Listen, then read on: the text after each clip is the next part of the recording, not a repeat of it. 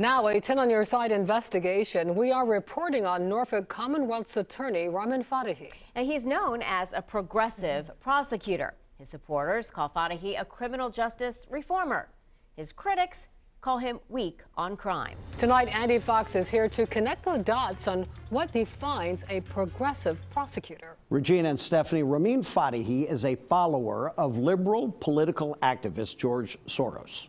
In 2021, when Fatehi was engaged in a fierce primary battle, Soros's Justice and Public Safety PAC contributed $177,231 to Fatehi's campaign. Fatehi won the primary, had no opponent in the general election, and is today one of the most controversial prosecutors in Hampton Roads. Deciding the punishment fits the crime, that is the definition of being a progressive prosecutor. Ramin Fatehi is the top prosecutor in Norfolk. He's called the top cop, and he is called progressive. And if there is a homicide in the city of Norfolk, chances are he'll be at the scene. It's my philosophy as a progressive is that we do not waste the community's tax dollars, our time, anybody else's resources on low-level things because there isn't the time or the money for it. On his election webpage, he reminds people he led the charge to decriminalize and legalize marijuana possession, to abolish cash bail, to abolish the jury trial penalty, and to honor the principle that Black lives matter. That I'm not going to put another generation of Black and brown people in custody for longer than they deserve so that certain people can so-called take back their downtown. Fatehi claims the legacy of systemic racism, from redlining to segregation to community disinvestment, continues to harm public safety.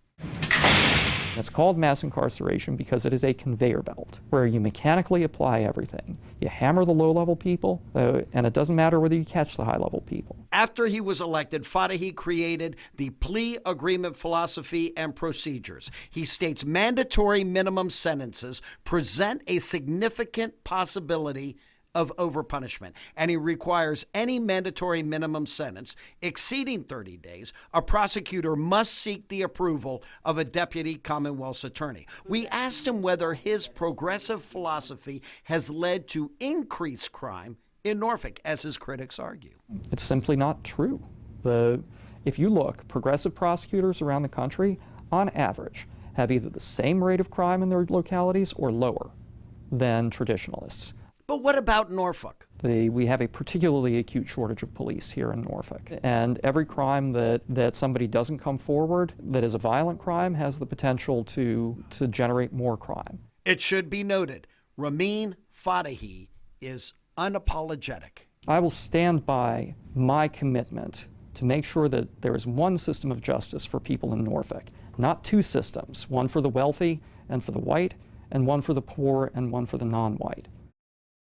Coming up tonight at 6, we look at how Fatehi and his staff handled some high-profile cases. And we hear from his critics, who are the judges that they are appearing in front of.